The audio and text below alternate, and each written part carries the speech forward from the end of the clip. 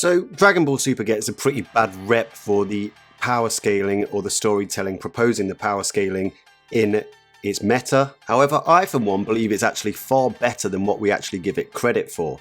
Now, this particular topic concerning Master Roshi, I do believe is actually well written in terms of helping Goku achieve what he needed to get over his wall, and we'll go into that. However, there is a stigma that comes along, and it's pretty much an old power scaling concept from the original Dragon Ball Z, and really the misplacement of using power scaling meant for cross-verse battles, for example DC vs Dragon Ball or Marvel vs DC, where they use feats to grandstand a complete objective viewpoint that this character either matches this character or is stronger than this character. But that's outdated, and I'll talk about that in this video. Now, I'll just say this is not so much outdated for cross-verse battle scaling or verse battles. However, for a singular meta in its own vacuum, like Dragon Ball, the storytelling in terms of the power scaling simply doesn't work in that fashion. But this type of power scaling has led people to believe that Roshi matching Jiren in the Tournament of Power would mean that Roshi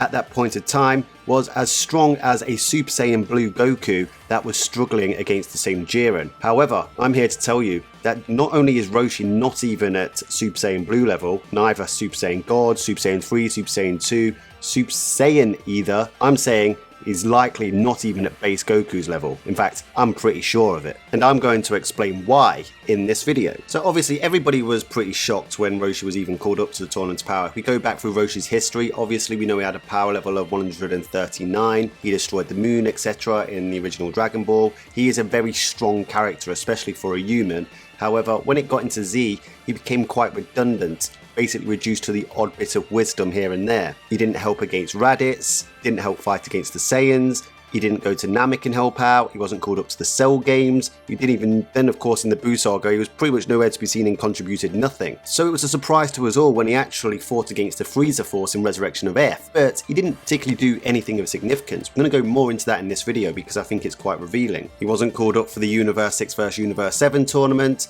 In the Future Trunks arc, all he did was help Goku learn the Mafuba. He wasn't brought in for his power or anything like that. In fact, he said he would die if he tried to use the Mafuba on Immortal Zamasu, never mind Goku Black. So once again, when he got called up to the Tournament's Power, knowing the type of characters that they would be up against, it was once again a surprise when Roshi got called up. The manga and the anime's depiction of the Tournament's Power was very different, visibly shown to be matching Tien, a character who we know is pretty strong and was even able to halt a semi-perfect Cell way back in the Cell saga. But the Roshi vs Tien match didn't happen in the manga, but even those levels are literally extremely low compared to the Tournament of Power levels. But at the end of the day, they had to get 10 members to fight in their team. Doesn't mean they all have to be at similar levels of power. In terms of raw power reserves, Goten and Trunks were considered before Roshi, Tien and Krillin. The weaker members, the lower tier members of Universe 7 are vastly weaker than the higher tier members such as Goku, Vegeta, Frieza, potentially 17 and Gohan. So how is it that he can fight against someone as Jiren, who is vastly stronger than all of these characters in all the nemesis they've faced thus far, and Roshi is somewhat competing against him? Well, there is a very plausible reason why he could do what he did in the Tournament of Power. Without his power shooting up through the heavens to reach the likes of Jiren's level and going beyond even the huge power creep boost that Goku got throughout Dragon Ball Z and early Dragon Ball Super statement of 139 way back in the Raditz arc, which of course is corroborated by the Daizenshu as well, to now in the Jiren arc. There's been decades of time that have passed since then, so has he just been doing secret training and managed to get up to that level without anybody knowing? Well, interestingly, even though a lot of time has passed between the Raditz arc and the Tournament of Power, not a lot of time has passed since Resurrection of F and the Tournament of Power. It's circa 1 to 2 years at best. Now, I'm mostly sticking strictly to the manga here. Obviously, Jiren and Roshi didn't actually square off in the anime of the Tournament of Power. That was strictly the manga. But we didn't get a Resurrection of F adaptation of the manga, at least not a true representation of it. We did, however, get the Fikatsu of F manga that came out with Resurrection of F movie, and it was drawn up and written by Toyotaro. Looking at it, not a lot has really contradicted anything that happened in the movie, and nothing in the manga since then, when it's referencing the Resurrection of F arc contradicts what happens in this particular manga either. So I'm not saying you have to use this as a legit source. It is under the Dragon Ball Z banner after all, but it is pretty much in line with everything that happens in the Dragon Ball Super story, and the Resurrection of F does take place in the Dragon Ball Super timeline. It literally contradicts nothing, and it is written up by Toyotaro, and it doesn't contradict the movie written by Toriyama. In this, we actually see Roshi face off, and he is clearly depicted as a character that has gotten stronger. However, he is still not depicted as stronger than even base Gohan. Now, if you read this depiction of Resurrection of F, it is, however, very different to the anime version of Resurrection of F. Gohan's depiction of his power is definitely represented a lot better and is much more palatable than what we got in the anime. We don't get Gotenks show up with Super Saiyan 3 and fight against a character that's basically dead in the movie and this particular manga adaptation. However, Roshi isn't portrayed as somebody who's as strong as base Gohan, and he certainly isn't represented as somebody who's as strong as Super Saiyan Gohan. And Super Saiyan Gohan literally admits he stands no chance against Frieza, who is shown in his final form to be relative, if not weaker, than base Goku. Now, obviously, the anime depiction gave us the Saiyan beyond God concept. That's not so clear as to whether that happened in the manga of Dragon Ball Super. Let me know your thoughts down in the comment section. But Goku is definitely a lot stronger. If we use a Gohan comparison, we know that Gohan is particularly rusty at this point and hasn't been training. So I think there's a whole discussion to be had there. Regardless, base Goku is vastly stronger than Roshi at this point. So given that about a year has passed since this event and the Tournament of Power, you would literally have to find a way to justify Roshi going from weaker than base Goku, not just that, but then gaining an amp so enormous that it takes into account all the multipliers that you will get with the regular golden-haired Super Saiyans, Super Saiyan God, and Super Saiyan Blue, and then complete Super Saiyan Blue. That's an enormous gap that you would have to justify. Simply put, the better way to look at it is like this. And this is actually later justified in the superhero movie as well as in other sources, which we'll get to in a moment. So let's say Jiren has a power of 1 million. These numbers are made up, guys. I'm not saying he has a power level of 1 million. I'm just using a million for simplicity's sake, really. Jiren has a power of 1 million. Goku, using Super Saiyan Blue, has a power of 800,000.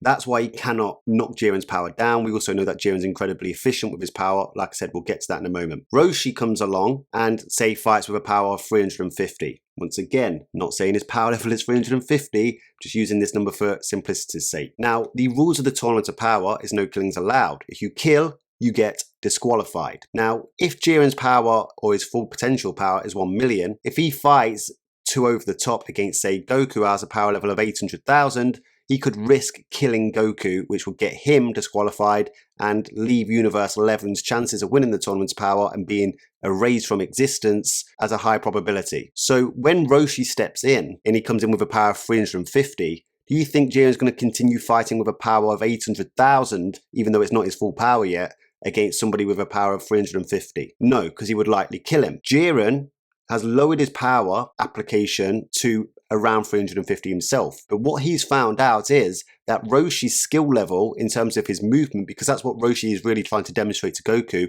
is how to move well. Jiren has simply found that Roshi at that level, if they were to be at a similar level and both at the level of 350, that Roshi is more skilled than him, at movement at least. The moment Jiren realizes this and realizes what Roshi's doing, he just turns it up a notch and maybe uses 400 of his power. He's an incredibly efficient fighter. We know back from Dragon Ball Z, these fighters can lower their powers to human levels even if they're in Super Saiyan. We saw Super Saiyan Goku and Gohan literally learn to live in a Super Saiyan state during the Cell games, allowing them to lower their power even when they're at Super Saiyan. And Jiren is supposed to be beyond that in terms of efficiency and application of his power. That's why Vegeta's trying to learn it now as of the superhero arc. What Roshi was trying to show Goku was that if he moves well, he can negate or equalize a higher power level. And that's what a lot of Dragon Ball Super has been about. As we know, we've later got the statements from the superhero arc that talk about how Jiren's power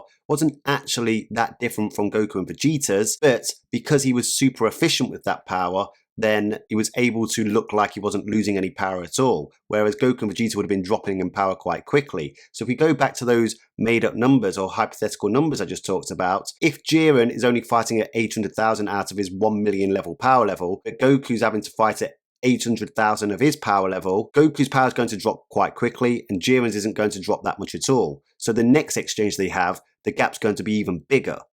So the truth is, because of the rules of the tournament's power, because the fact is Jiren likely just dropped his power to such a degree to fight Roshi in order to not kill him, that Roshi doesn't get to scale up to even base Goku levels, never mind Super Saiyan levels and God levels. He momentarily outskilled Jiren after Jiren had dropped his level to match Roshi's in order to not kill him, and the moment Jiren realised, he eliminated him almost immediately. And this would also apply to the moment where Carceral, another member of Universe 11's team, literally stated that Roshi's power was dirt low, but he ended up getting defeated by Roshi because Carceral likely would have had to have lowered his power to Roshi's level as well, but he was completely outskilled and was eliminated from the tournament. Remember, this isn't a battle to the death. If it was a battle to the death, they could raise their power level to such a degree where the difference would be far too much for even Roshi's higher skill level to matter. Even Frost calls Roshi a weakling before the Jiren fight, and Roshi is having to be saved by Super Saiyan Goku, never mind Blue. Now guys, the problem is that people are looking back to the original Dragon Ball Z, where it was really mainly a story of if you've got an opponent that's stronger than you, you need to overcome them with an even greater level of raw power. Now, I'm not saying that has no impact whatsoever in the current Dragon Ball Super storyline. If a character